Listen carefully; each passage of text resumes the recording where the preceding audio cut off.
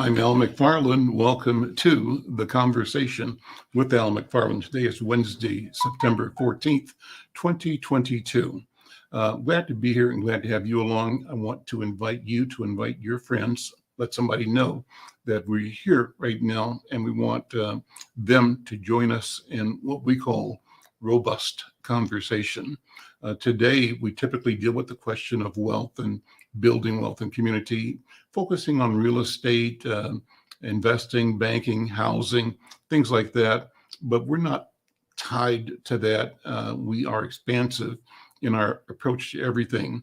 And so today, because we had a great conversation yesterday talking about education, and what we didn't get a chance to finish in yesterday's conversation was a conversation began with our colleague and friend in Bahia, Brazil, Mestre Yoji Sena.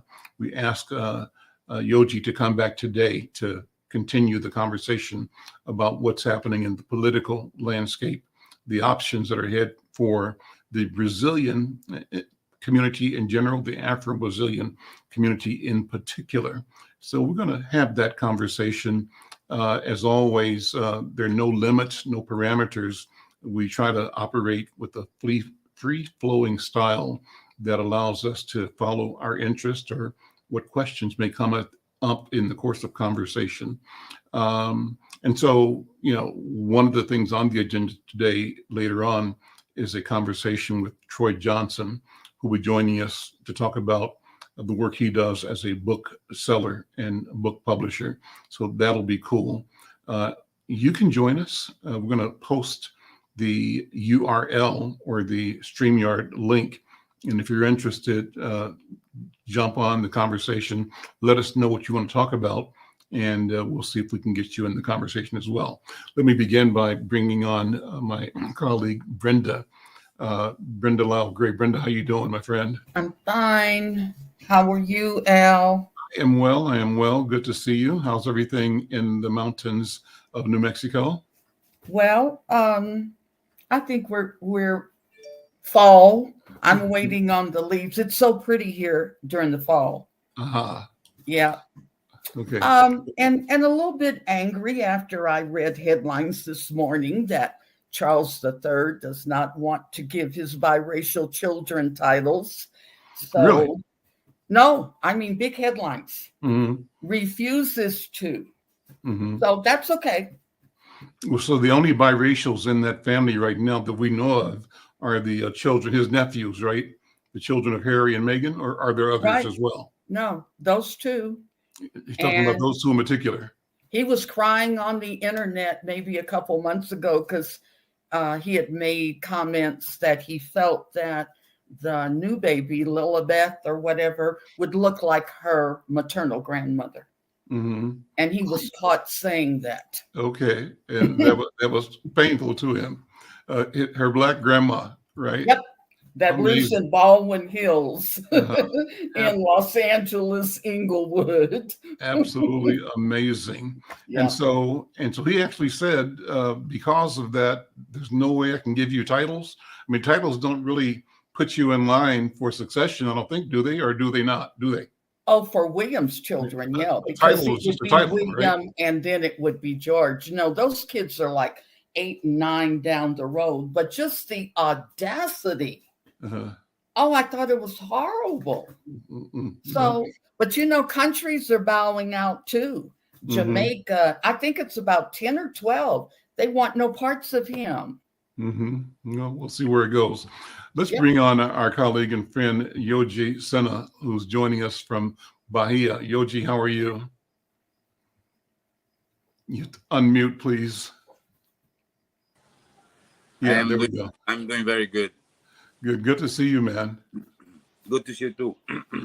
I was enjoying our conversation yesterday, brief because somehow we lost you during the main part, but it all works out. I always say, Yoji, everything is in divine order, and you go with what you're dealing with, and it all works out. So we had a great conversation with the young man who is working to challenge and support Black teachers of color inside Minneapolis and Minnesota. and you were at the end of that conversation. But I wanted to come back to you and just have you do some education, talk to our community about what's happening on the ground there in Bahia in particular, but in Brazil in general, because you're explaining, an election day, a few days away, 8 or 9 candidates, but 2 major candidates, Bolsonaro, the incumbent, right? And then the name of the challenger was a previous president, Correct. Lula. Lula. Yeah. And so take us back. Let's go to Brazil 101, and Professor Yogi, take the time to walk us and give us understanding of the issue, the history, the dynamics. Okay. Well, to do a short introduction to the present moment, I will do this analogy. So we can the significance of Lula being elected to be president of Brazil. It was very similar in some aspects, also more impactant to the election of Barack Obama to the presidency of the United States. So it was the first time. Actually, last week we commemorated 200 years of independence of Portugal. That Brazil was ruled by somebody who didn't belong to the elites, right? Or who succeeded the slave owners. So it was the first time was Lula after I think 4 or 5 attempts he got elected. He was a union leader in the 70s. Was constantly hostigated by the military at that time yet, and he was the leader of the metallurgic union, and so he has been participating in the history of the last 40 years of Brazil very actively, and always in the side of the rights of the workers. And the peculiar thing, and that has this similarity of the election of Barack Obama, that not only he was a factory worker, right? He has 9 fingers uh, that he lost one on the press machine, and he comes from the northeast of Brazil, right, from the state of Pernambuco. Mm-hmm. So the people of northeast of Brazil here, they, another analogy you can do, they are like the the Mexicans here. So they migrate historically from a area that is poorer and it's a semi-arid environment to work on the big cities and in the south that is the engine of Brazil. So they do all the jobs that you know, people don't find it very glamorous to do. Mm. So, and they have, they for somehow we do have a, you know, different accents from the people of the south. So the south is mainly European. Mm-hmm. So he, after 5 or 6, 4 or 5, as I said earlier, attempts to get elected, also after overcoming, right, all the persecution of the military, he did uh, was elected Mm-hmm. by the majority of the population, and that has caused a great existential crisis for the elites, for, you know, people who historically have privileges. And Mm-hmm. he did reorganize the society in many aspects that has created resentment. So one thing that I mentioned to you the other times, it's the cases of domestic slavery that is discovered even, you know, this month. Every month is discovered cases of domestic slavery. And this last one was a gentleman who actually very close to where I live here. he was I was living in a mansion, or somebody has a mansion for decades. So, but Lula, for example, he uh, broke down the system that we had here historically, that is a remnant of slavery, where everybody has a little bit more possession or more income. They have a maid in their house, and they live in the house. So the buildings here, in many houses, most houses, they have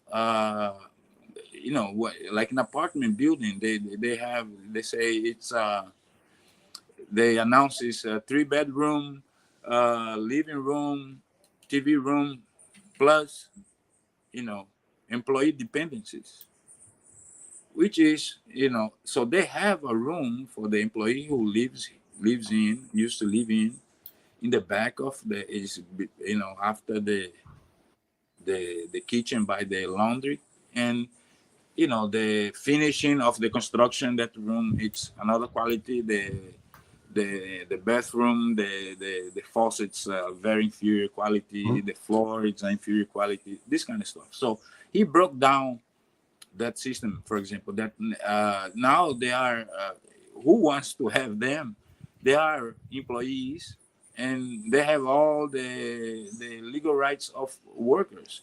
So right, pensions, free time, work period of 8 hours, and so most of them migrated to become small business themselves. Those women, Mm-hmm. they got empowered, and now they charge by the hour, very similar how it is in the United States. That is a job that is made, in Minneapolis by a lot of Brazilian women. They do clean houses Mm-hmm. for people. So, and in this way, he allowed the people income has increased a lot. People had access to things that never before they have, the large majority of the population. And that meaning, since the majority of the Brazilian population is black, benefited black people, other minorities, people from the Northeast. So he opened, for example,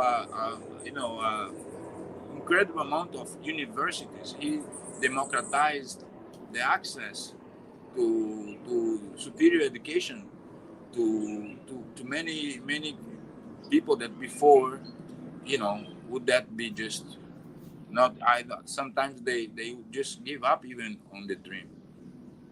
So Lula did have an impact that you guys might remember until he left. That every day you could hear in the news in the United States something talking about Brazil, how good was. Under Lula, Brazil became the 6th economy in the world. Mm-hmm. That I think right now is the number 9 or 10. So Brazil is a pretty big country, and in many ways does have some richness of production, even though that's not,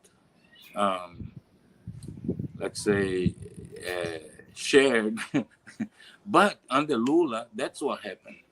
People did got empowered. They did. It's like what people say now. Now people cannot do barbecues no more because the meat is so expensive. And a lot of people are going through hunger right now because of you know uh, the kind of government that is done by the actual president. So as a guy who was against vaccination, who kind of the playbook of Trump did there, that was just a little flu, and and for example, he was resisting during the pandemic to give income supplement to people who were off work. And I think it was at that time 200 reais or 250 reais.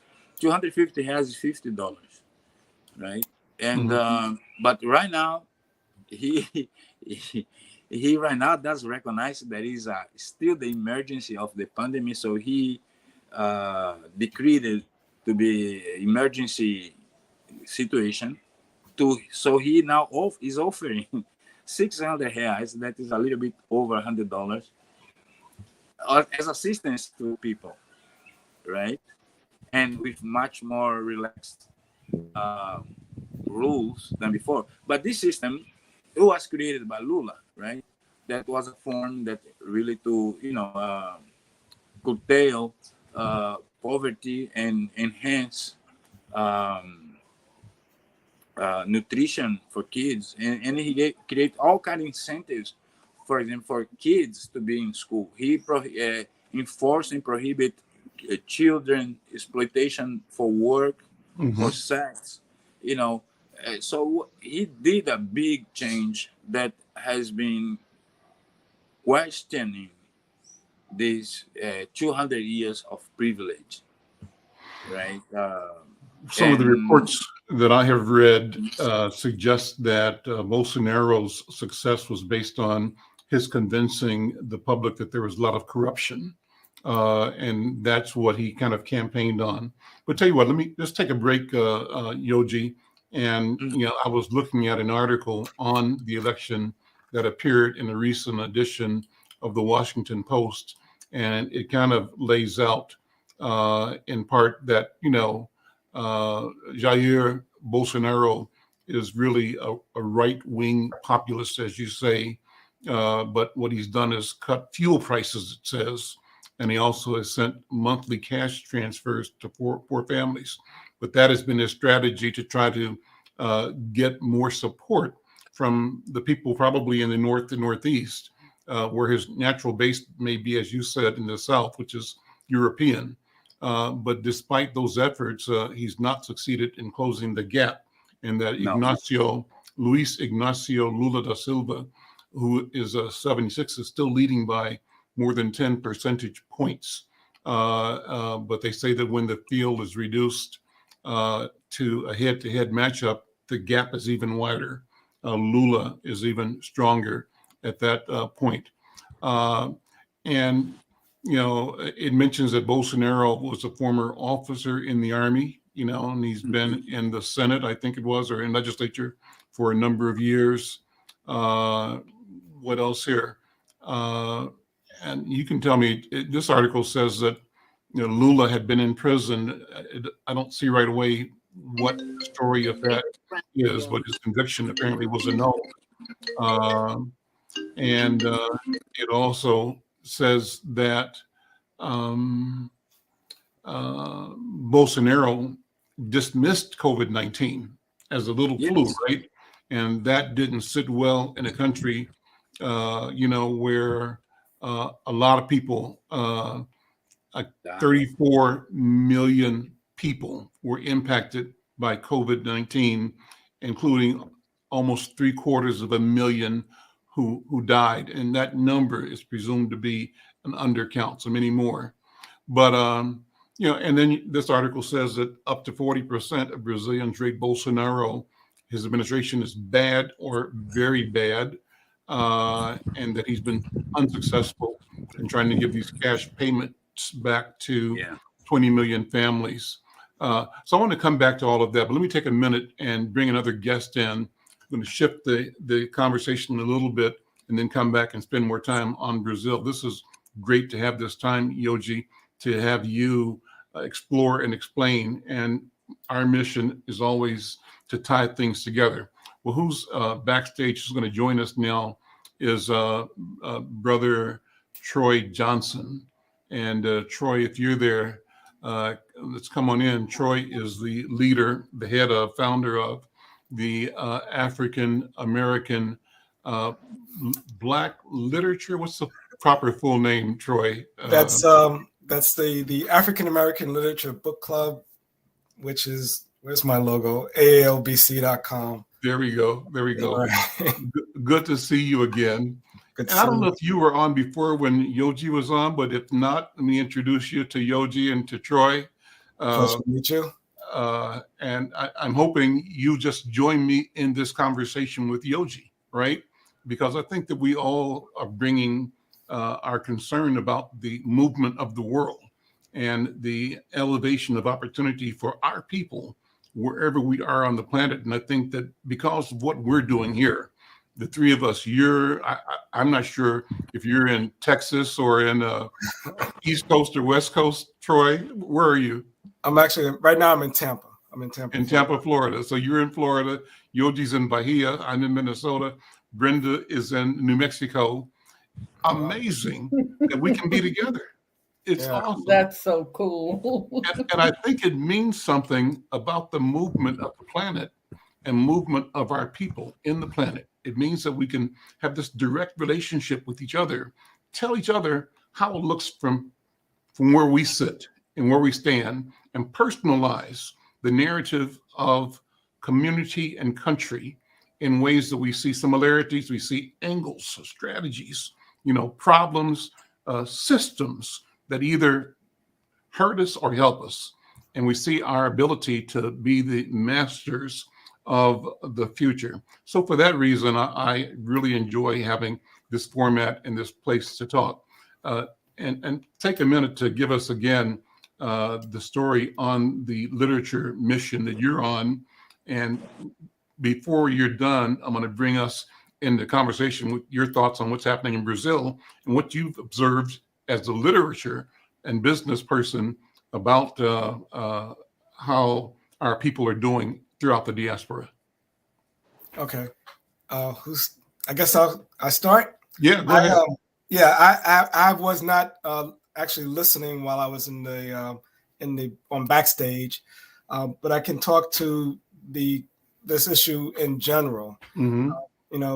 Personally, I've spent 3 weeks in Ghana this year, a month in South Africa, and one of the things that I have noticed is that the world is getting smaller. Mm-hmm. We're becoming more interconnected and can reach out and communicate in person and online far more easily than before. And that's despite being in the midst of a pandemic.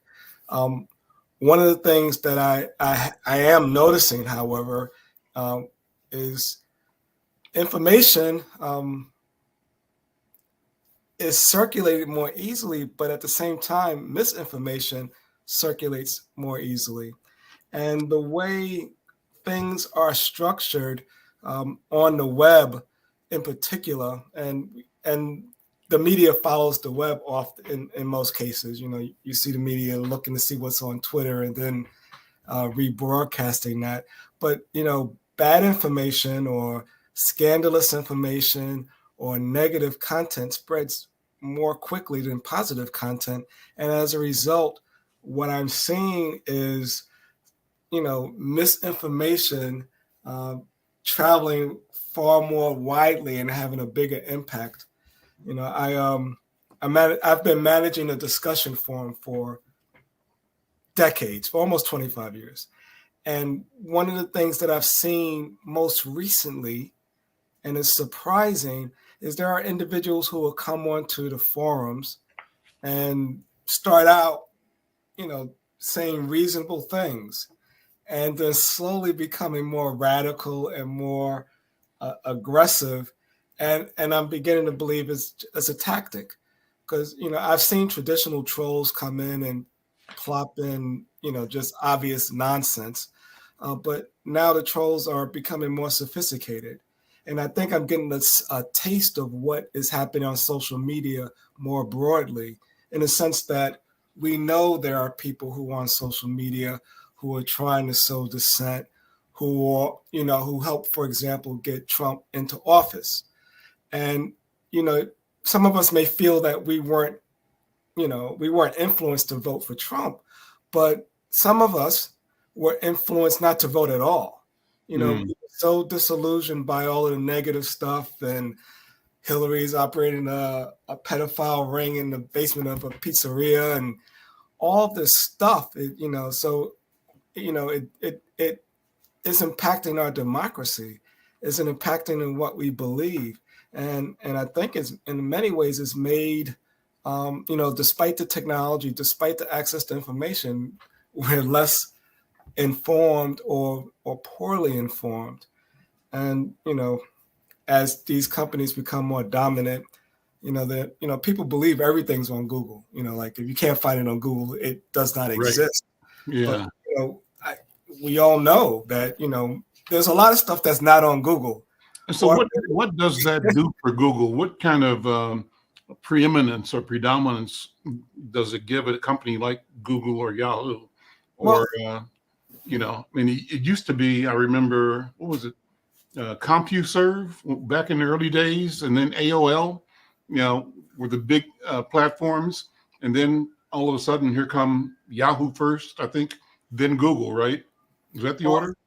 Yeah, the order, I used to use Netscape and Alta Vista, and they were great. And indeed, Google, aside from their own content, aside from their ads, aside from their algorithm that's biased against Black stuff, is actually a good search engine. So, Google does what it does because it maximizes revenue, full stop, end of story. But their maximizing revenue has distorted the web, is perverted it in ways that does not serve us. So when I say there is tremendous content on the web, sometimes it's just undiscoverable.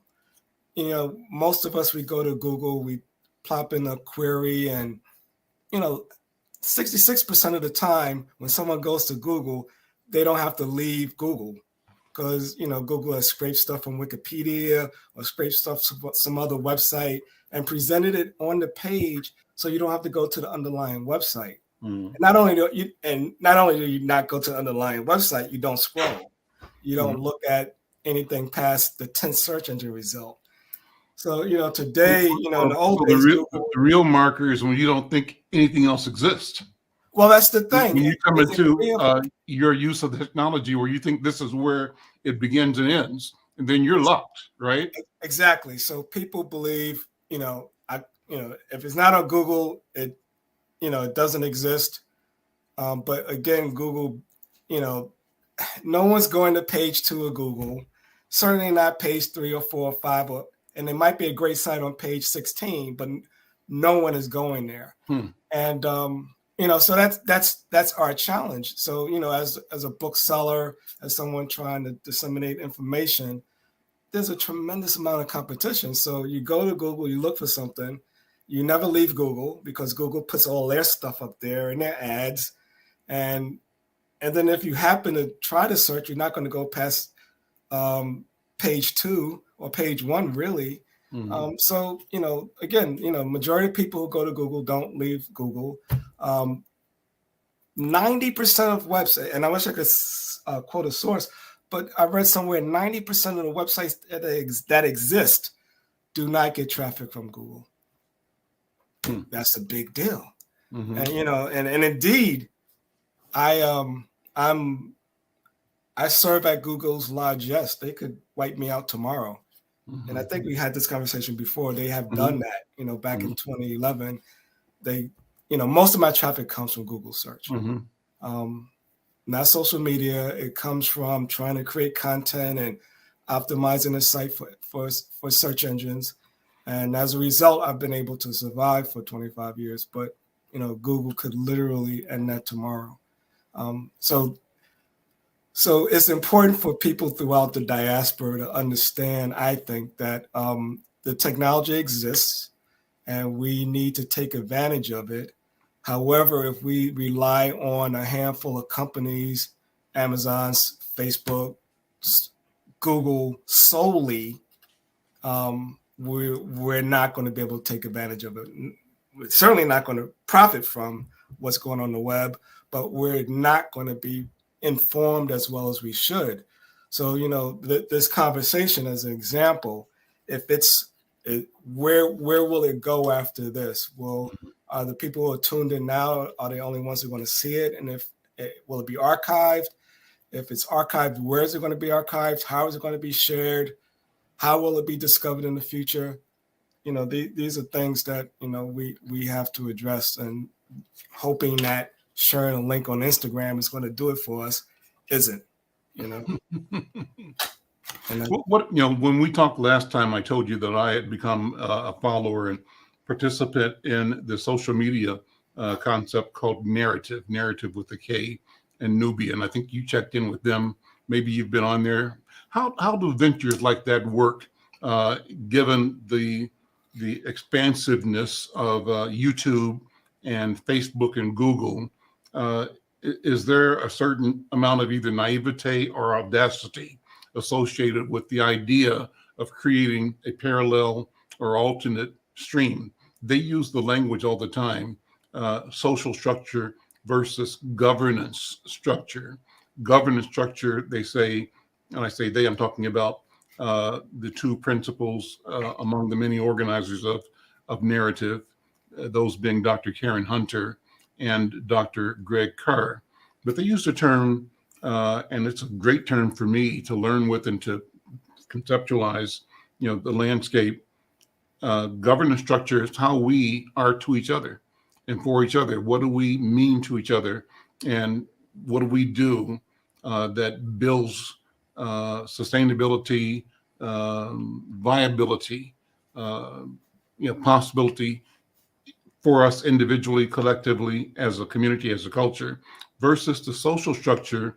And the social structure is the outside world that attempts to manage, control, and extract from us as a culture for its benefit and not necessarily for ours. So that to me describes, the grand picture of a Facebook or Google, and the narrative Nubia represents something that is governance, what we can do for each other. How do you assess projects like that? And are there many? No, I'm not aware of many. And I did take a look at it when you first made me aware of it, and Greg Carr and Karen Hunter are terrific people in terms of trying to help Black folks and educate, so, their reputations are stellar. And the benefit, so the difference, if memory serves, it's their courses that they give, classes, workshops that they give regularly, and there's a cost behind it. Mm-hmm. And so the cost is driven by quality content, meaning that they're providing, they're educating people, and people are paying for that, mm-hmm. which is, stands in stark contrast with, trying to profit off of one's information. Okay. Trying to manipulate people to stay engaged on a platform so that they can deliver more ads. So I think, once, and indeed, I would suggest that's probably what screwed up Google. In fact, probably most of the web, with it being the business model being pure advertisement, and then the implementation of these really super sophisticated algorithms that keep you engaged on the platform, whether it's, something salacious that you see or even humorous, and you get on there and you forget what you're doing and you're tied to your phone for 24 hours a day. Mm-hmm. In stark contrast, what Greg and Karen are doing is educating people. So that's the thing that's pulling people in. Yeah. And so the challenge is to, create more of those and spread the word about it. And in fact, now that I think about it, I've been lax in not sharing information about what they're doing. And so I appreciate the reminder, and I'll look for that in my next newsletter.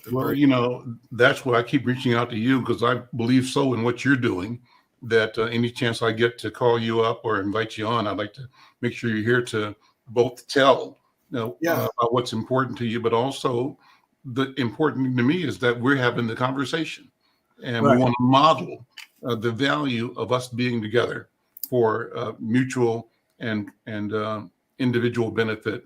I benefit just by learning, and then by buying from you. Hopefully you benefit because I become a customer of yours and I buy books from you, but also tell people about you and share my excitement about being a customer of yours on this platform and others as well.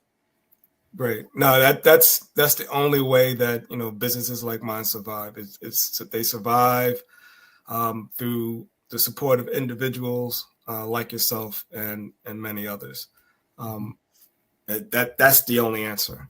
Of course, it takes a lot of work, and I'm behind the desk most days, and sure. But I'm mission driven, and I enjoy what I do. And again, your business and your support is crucial.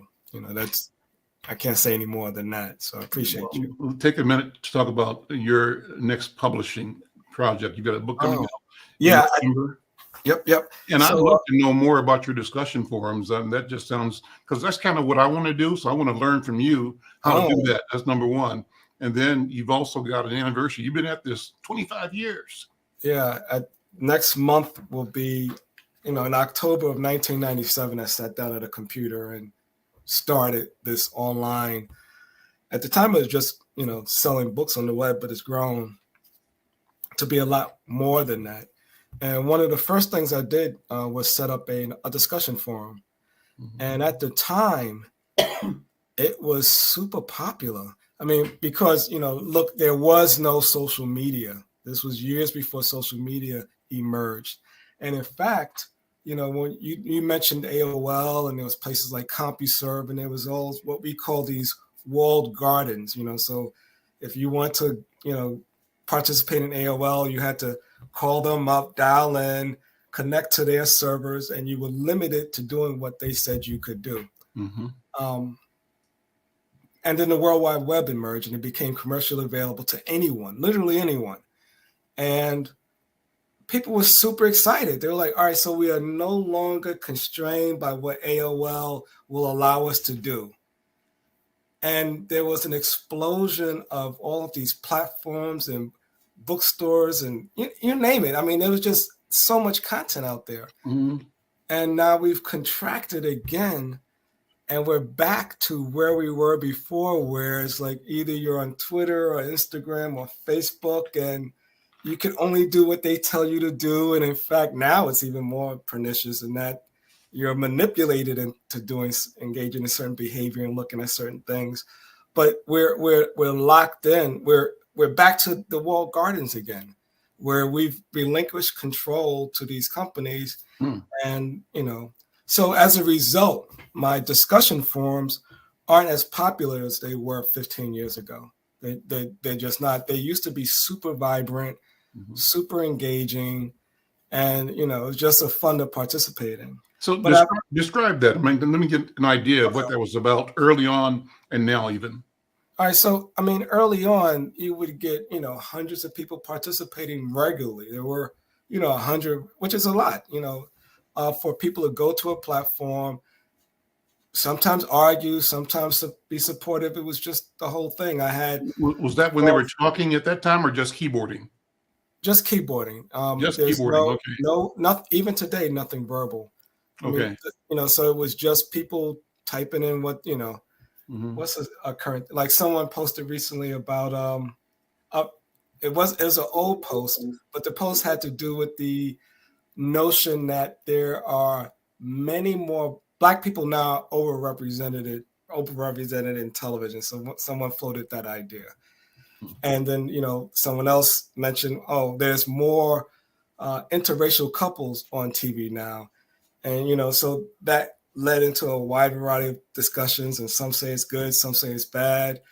I chimed in talking about the latest Discovery episode of Star Trek, where it was to the point where like no white men on this show unless they were homosexual, it's just talking about these types of things. And so there was a literature forum, there was a poetry forum, there was all types of forums, and people just, had a great time.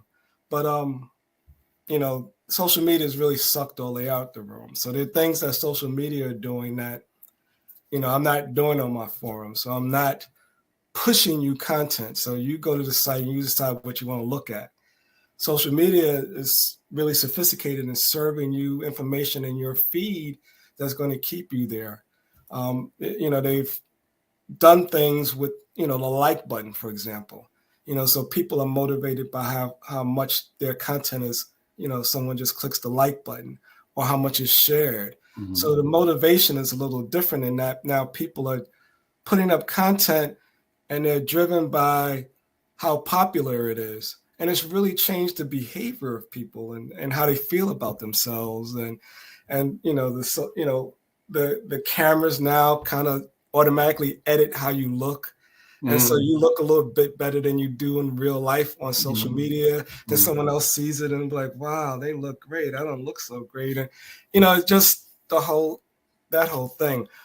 But, the forums on AOBC.com, you could pretty much talk about whatever you want to talk about. There are ardent Black Trump supporters who debate, ardent people who are aggressively against Trump, and everybody in between. They talk about, astrology, whatever. It's just it's a whole. Well, so how do people get, if they want to get into one of your forums, how do they do that?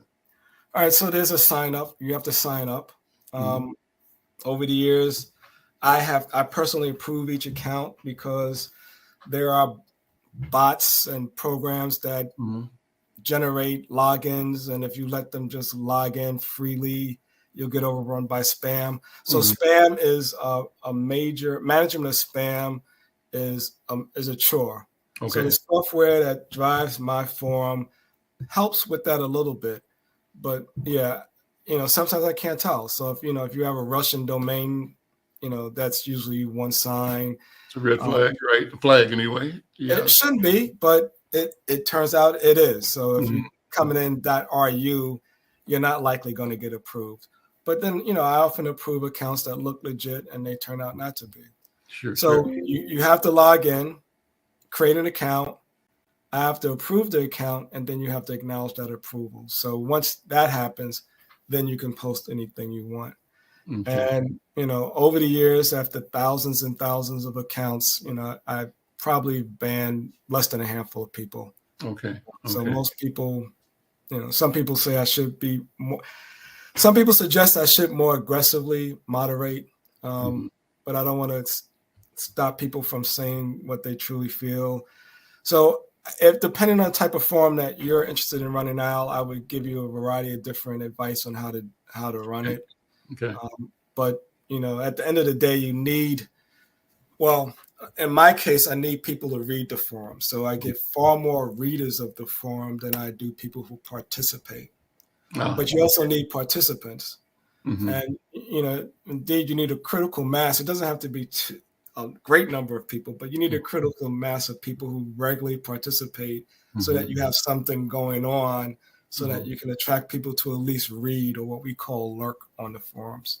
Well, that's kind of our goal here, even in this conversation, is to build it, to do it. Number one, to be here every day, to have this content generating experience. But our intent, obviously, is to try to expand and to get more people to show up regularly and to engage in some way, Okay. So again, I'm remiss here as well. How do I share?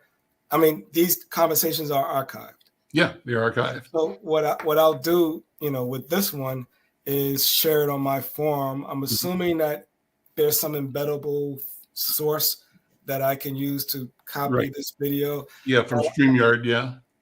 And I'll do that. And we're sharing now across 2 YouTube channels, mine and the channel for Black Press USA, the NNPA. We're also sharing across Black Press USA's Facebook account, my personal Facebook, the Insight News Facebook, and we're sharing across Twitter, Insight, or my Twitter, and my LinkedIn account. So those are the platforms. We're not using IG for this yet, but we will eventually, and we're posting notices about it, about what happened on IG that people can click on and go to a particular episode. But our goal is to try to organize this so that it's available. One of the things that I'm doing that Yogi is working with me on is in the newspaper itself, we had a section that I created a few years ago called Afrodescendientes. My own personal heritage, Cuban, Afro-Cuban, on my father's side. So though I've never been to Cuba, I have an affinity and a feeling for being Cuban and Jamaican, which is where my father originated. So So we created a section in Spanish and English. And the thought was that people here don't recognize that there are more of us Africans in the Caribbean and in South America than there are in North America. We think it's all here. It's not. And so we came up with the idea of Afrodescendientes publishing English and Spanish. Then my brother Yoji said, well, there's 100 million Africans in Brazil, right? So with his help, we're publishing in Spanish, English, and in Portuguese. And he said, well, Al, you ought to also do Yoruba. And, you know what? You should do French. I said, okay. And then we came upon with doing Swahili. And also because Minnesota has this huge Somali population, we're doing Somali. So now we're presenting these articles in 7 languages on the same page. What? And it's a cool thing. It's a fun thing. And the beauty of it, Brother Troy, is that we're not locked into the 35,000 copies of the paper that we print and deliver here in St. Paul and Minneapolis. Digital means we potentially can share this across unknown numbers of populations who will come to either or several of these languages. But in addition to that, we are talking to the 35,000 here in Minnesota and others who are, in say North America, saying, you know what? We really do own the capability of engaging in more ways than just the English that has been given to us. Sure. And that, in a sense, trains us to reflect somebody else's interest and not ours. What do you think, Troy? I think it's a great idea. I mean, again, that's a brilliant way of utilizing the technology. So you're not limited to the physical. You can do it. And in fact, on my website, I have a link on it. I mean, this is a Google feature, but you can translate the content on the page dynamically. It used to be up at the top of the page, but now it's at the bottom. You can convert it into, I don't know, dozens of different languages on the fly.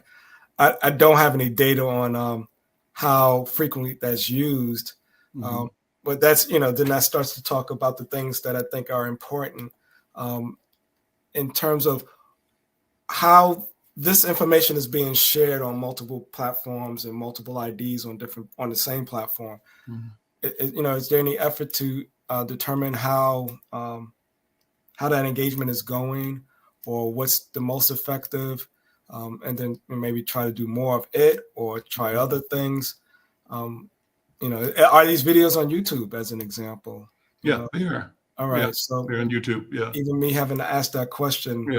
Tells me yeah. I'm lacking. I need to. Two things. Take a minute to talk about the book, and then I want to ask you about what happened. If you can tell it, give us a quick, story about Ghana and your visit to South Africa just recently. And I want to come back and bring Brother Yoji in, because I still want to go back to where we started talking about the shift and the emergence of Afro consciousness in the world. But I think Brazil is one of the best places to examine that, because it's a country, Yoji tells me, where over 50 or 60% of the people identify themselves, declare themselves Afro.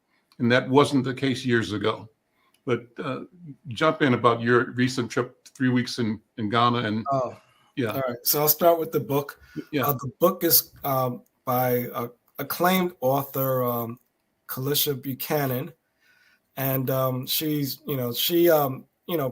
can publish with anyone. I mean, she can publish with a major publisher, but she chose to work with me to get her most recent novel out, Running to Fall.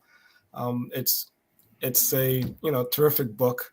It's Black characters, but not just they're unique in the sense that they're upper middle class. They're doing well, but they have challenges. And this book, the characters, there's a murder involved, and there's some mystery in terms of who caused it and what the problems are with it. And but again, so this is Kalisha's, I want to say it's a 4th or 5th novel.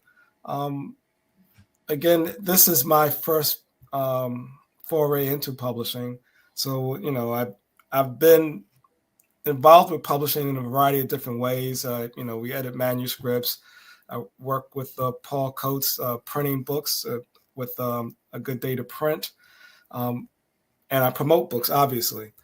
But, this is my first time doing anything from soup to nuts.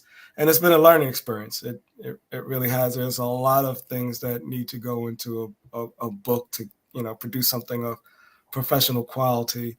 Mm-hmm. And so I'm excited about this. Honored that this Kalisha has decided to work with me. So we launched the imprint ALBC Aspire, and we've already taken pre-orders. I mean, so that explains why it's a one-time ALBC best-selling book already. So it's, it's gotten a lot of attention from, if you could scroll down on the page, whoever's got that up. Mm-hmm. So Essence Magazine and Bustles is already, acknowledged the book and recognized it as something that is worth reading, most anticipated books of September. So we, it's an exciting time. We'll get a couple Roy, of. Can I ask it? Oh, I'm sorry. Yeah. I'll get a couple of reviewers copies to me and Brenda so that we can talk about it. But I'll also pre-order as well separately. Did you? I just wanted to ask a quick question, Troy. Sure. Is there any place on your website that talks about the steps of publishing with your company? Not yet, but so part of this process is learning the business model. Even as an example today, the book came back from the designer, and the page count increased because we increased the font size, and it completely changed the pricing of the book. And those types of decisions, you have to be aware of and conscious of. So there's going to have to be an adjustment there. But no, there's no place yet.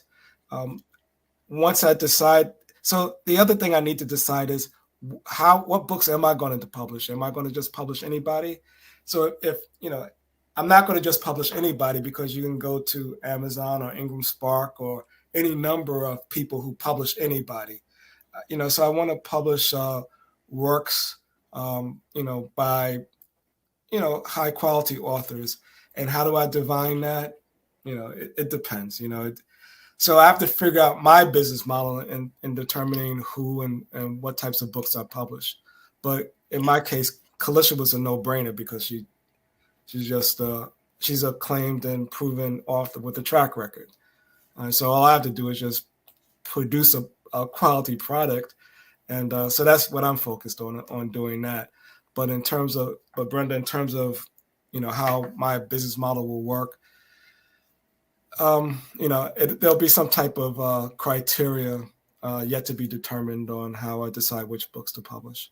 Which, Roy, I was just asking because I have my young writing mentor partner he's 33 years old.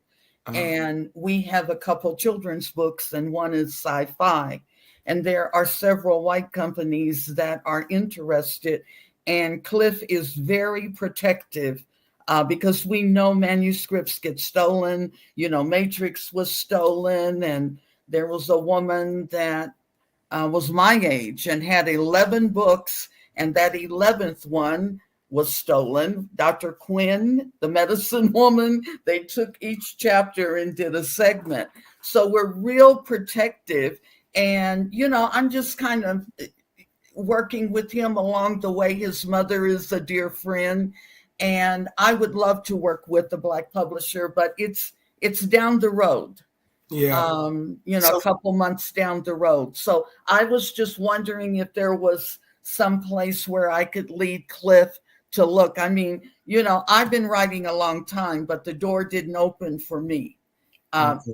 Al opened the door for me when I was 72 years old and gave me an opportunity to write. But the books are still there, and I want this to work for Cliff. because Yeah. he wants a tennis academy. He's done well with his coaching. And this book is called The Adventures of Aces for Kids. And his nonprofit is Aces for Kids. And it's a sci-fi. And I know these guys really want it. I sent the cover that we're going to redo, but I never did send the manuscript. I'm not going to let anyone take it from me. Yeah. So I was just wondering, and whenever that comes together, would you let me know? And there are other people, Troy, that might be interested, but I don't blame you. Step by step. And you're talking about 25th anniversary. You look 25. I was just going to So say. anyway, kudos. I appreciate that. But children's books are a different thing than a novel. So I won't be I can tell you now, I'm not going into children's book spaces, this children's book space, but I can definitely recommend that you reach out or the author reach out to Cheryl and Wade Hudson at Just Us Books. They are the premier Black children's books publishing company in certainly the U.S. They published a book called Bright Eyes, Brown Skin. It's the first book published by a Black publisher with a Black author, Black illustrator, Black publishing company to win a major award. And Troy, where is Just Us Books? Where is it? They're based out of New Jersey, but you can easily find them online. If you go to my site and do a search on Just Us Books, you'll find the many books that they've published over the last, I'm sure they've been in business over 35 years. And they will be a good start. And if they can't publish it, they can point you in the right direction. I'm also leaning or considering helping people publish their own books. So one of the things I'm doing is outlining all my steps and the things that I'm doing, because I'm not doing anything that no one else can do. I have a platform and that helps, but I think that, we need to help figure out a way to produce our own books, but get them into the hands of the people who are most likely to enjoy them. And that's really the challenge. If you put the work, the money for marketing, that's what we need. Well, yes, you need money for marketing, but we shouldn't need as much money as we do need, in the sense that there are networks and there are platforms that we can take advantage of, but we have to work together more aggressively. That's true. And, what Al's doing and how he's already committed to buying a book and, and all right, so I'm on his show, sold this book. And, even the last time I was on the show, there's an author who published a book. One of your guests saw the book. It's a book based in her location. And so, we have a platform. We just need to work together more and better. And that's really it. We need to work together better such that we can help, push good books to the people who are most likely to enjoy them, as I said. Today you need a lot of money to promote a book. You have to aggressively promote it. And unfortunately, there's a monopoly on who owns search. So if you want to buy ads on the web, the same company basically has a monopoly on online advertising. I'm lucky in the sense that I can sell advertising because I have a niche and people can come to my site and advertise and promote their stuff. But if you want to advertise more broadly across the web, your only option is really Google or Amazon. And this is complex, huh? It is complex. And it's so when I say I want to help people self-publish their books, the challenge is that the skill that it takes to be a good writer is not the same skill that it takes to be a good salesperson. So we really do need publishers. We need people who are good at getting the word out and marketing and promoting books so that authors can write books without having to be a jack of all trades or being a super hustler or being rich. So in today's environment, that's always been a challenge, so there are gatekeepers who can do the promotion. And I unless had you, 4 Black women, Life Chronicles Publishing out of Auburn, Washington. 4 beautiful sisters who published my book. And I published it under a literary pen name to protect the anonymity of my daughters. So, but they were really good. I don't know. She was with Huffington Post, but we have to do that. We have to help their businesses as well as they help us. Yeah, so, if you email me the information, I'll definitely check out their books. Okay. If they're still publishing books. I think so, Troy. I really do. Okay. It would be good to have enough time to do my boss's story starting 40 years ago on 28th Street. I have been hinting for about a year, but he doesn't seem to want, so maybe I can get him to do an outline because his story is phenomenal and his family is phenomenal, and it would be really good. He's celebrating his 75th birthday tomorrow. He tells me I'm the oldest of the bunch.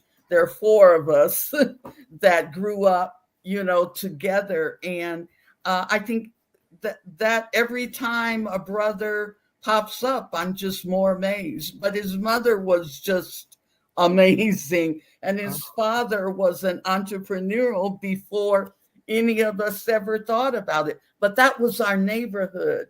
And that was the cohesiveness of the Blacks during the late 50s and 60s. But we were also revolutionaries too, Troy. Yeah, I've read about that. I came across a picture of Fairland Park, Al, and I thought about that. And I told someone, I said, oh, don't ask Kamal and Al about Fairland Park. Yeah, Fairland Park. Yeah, we protested. Yep. So talk about South Africa and Ghana, and then on Yoji come back in and just I'm gonna have to close out with Yoji again. I'm sorry, I was running my. Okay, everything works. Everything works. Yeah, 2 very different places. Getting up and starting from getting off at the airport. When I got off the airport in Cape Town, it was majority white. And you get off in Ghana and it's basically everybody's Black. And so that actually set the tone for the 2 different locations. I enjoy both of them.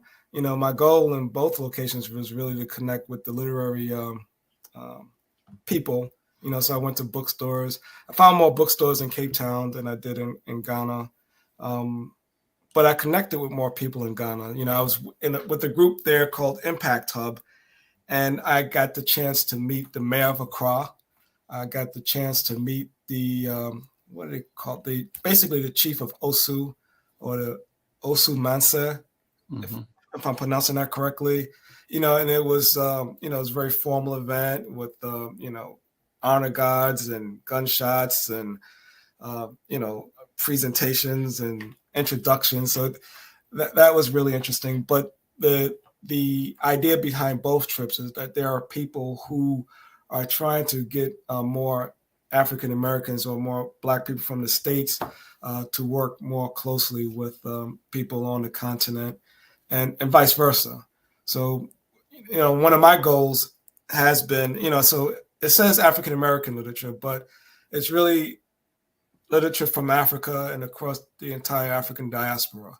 So I'm interested in highlighting authors from all over the world because, it is our collective stories that I'm trying to share.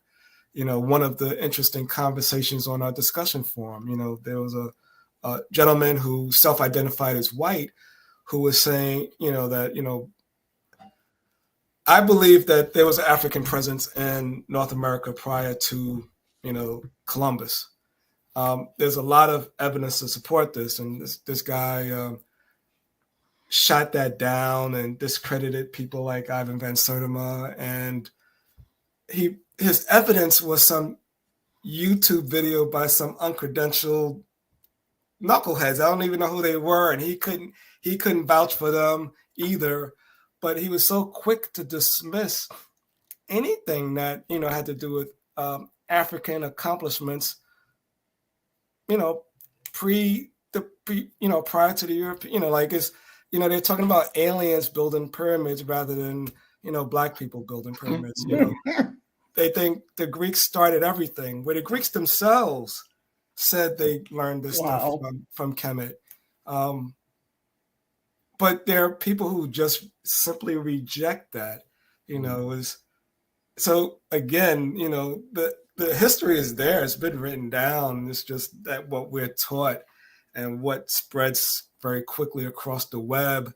And now I'm seeing people are trying to push it onto my site as if it's, like a valid thing. So, we're constantly arguing these types of things on the site, but I think there's a broader agenda to disseminate information that's false and couch it in a way that seems reasonable.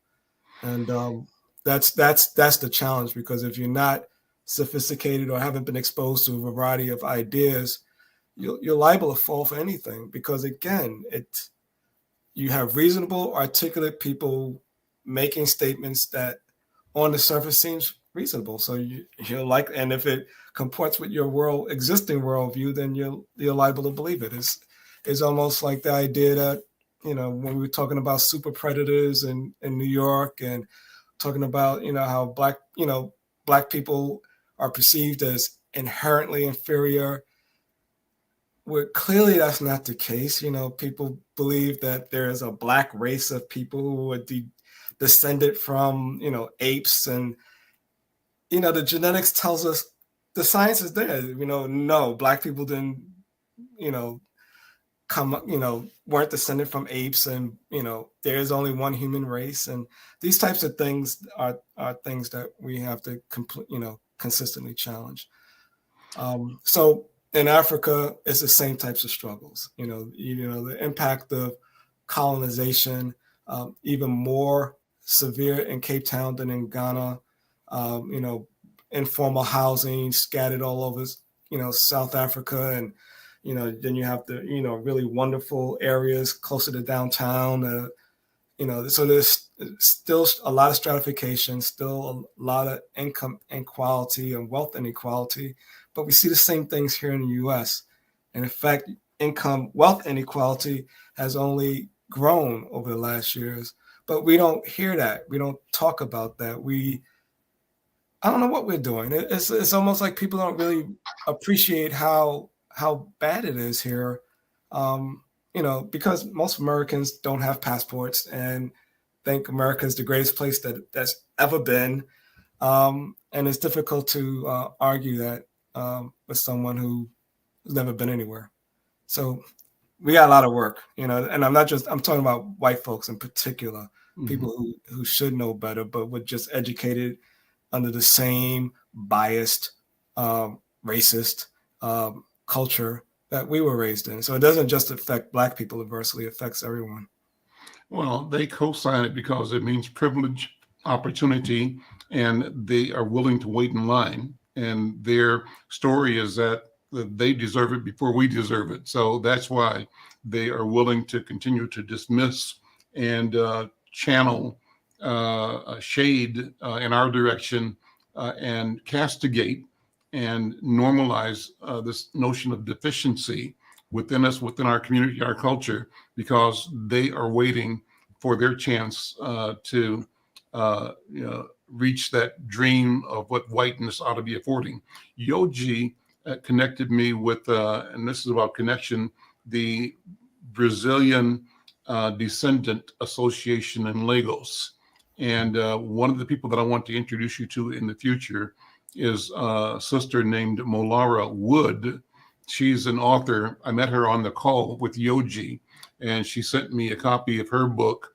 Book is called Indigo. It's a collection of short stories, and it's a great book. Her name is Omalara, but she goes by Molara Wood. Okay. Pleased and proud to have a signed copy from her. Where's my camera? Here we go. I see it. Yeah, I see it. There we go. Yeah. And so, but the beauty is to be able to connect, So I'm hanging out with Yoji. Yoji connects me with and I use DNA to determine that I'm a Yoruba. So he says, well, doing a Yoruba, Africa, Brazil conversation, he invites me, I get on, and man, it's just opening up a world. So Yoji, I lost you for a second there, but there we go. Let me have you wrap up this conversation, Yoji, about what you were talking about the election, but the movement of our people, the idea of us connecting with the notion of being Afro-descendant, and that becoming not a liability, but an asset now. And even politicians, whether they are Afro or not, claiming Africa because they see the advantage. And if that is the case, what will that mean globally? Brenda talked before we went on the air, though, about the new King Charles, saying that he absolutely would not confer titles on the mixed race children that are his nephews and nieces, I think, the children of Harry and sister. So anyway, Yoji, where are we going? And just what are your thoughts, Yoji? Horrible to hear. Gosh. Yeah, unmute, Yoji. Unmute. What I think is that those politics of identity, in certain way, for the system, got out of hand, where every flavor or tribe of culture or whatever, by sex, by race, by ethnicity, got empowered. And as the brother was saying earlier, as information get much more democratized, also got the noise. But in this Stella, yes, the empowerment of Black people, comparing to years back, it's incomparable, right? The presence that we have now. And I think we're not going back, but that has caused, now that this has sunk in to, those with privilege, has caused them now to be lashing back. And this is happening over there, it's happening over here. For example, as you mentioned, I have the exact statistic. It's 49.46% of the candidates this year, they self-identify Black, including one of the candidates here in the state of Bahia, that he's dark skinned. He would look like maybe Indian or native South American if it was in the United States, but he's not. He has not the features of Africans, but he's pretty dark. But he's the heir of political dynasty here, that everybody is very, very white, right? So I don't know how the configuration he came this way, but this election he did self-declare as Black. As you see, also a lot of commercials and propagandas are with more Black faces, and I think that is because they need to sell, and even though the backlash of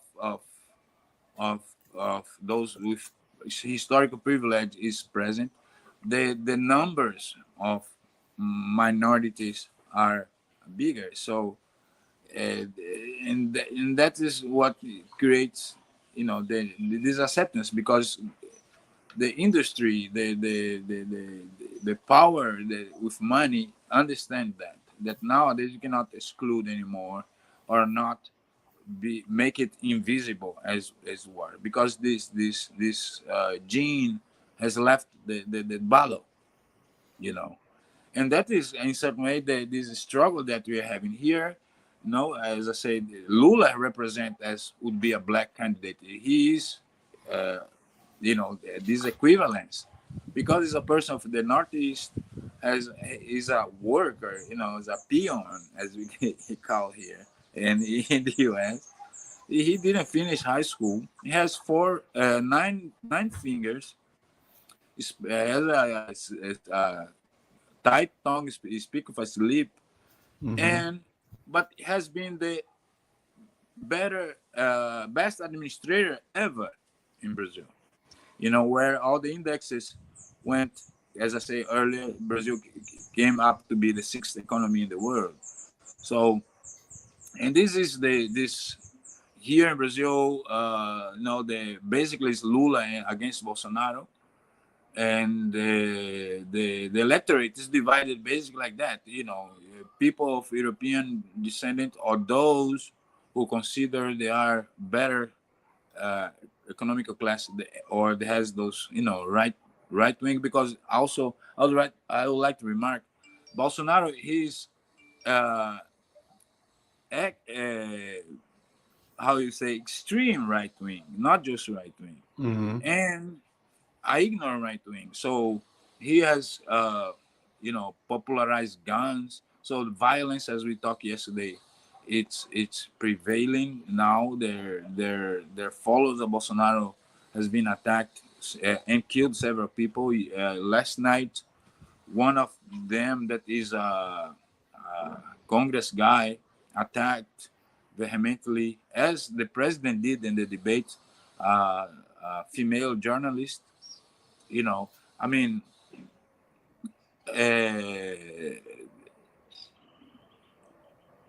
here is certain that I think that Lula gonna win in the first turn, because Bolsonaro has the ability of also shoot himself in the foot.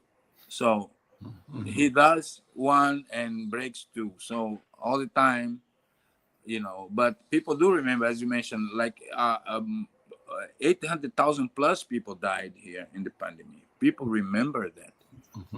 People remember he's saying, "What do you want me to do? I'm not a grave digger," or it's just a little flu. All this, something that he say, like in this last debate, that he's imbrochável, that it's like that. I don't know if it even has expression in English.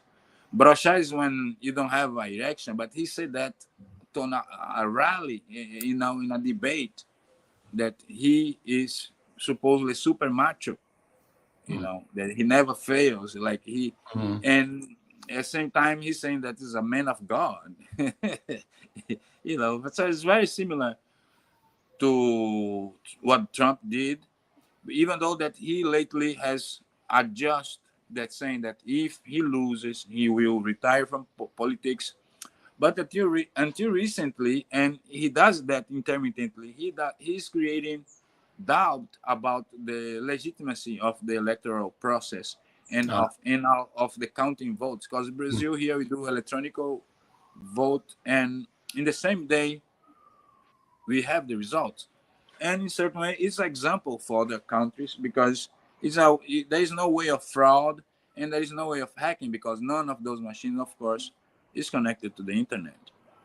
So, but he created this narrative of doubt, like Trump did, that all his followers that are not particularly known for have good critical thinking skills, they just repeat those things.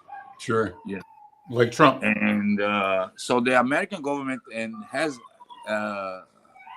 advised, as to say, that they believe the electoral system. You send this message in a certain way that wouldn't support any other outcome that not to be the popular voted president to take office. Yoji, thank you, man.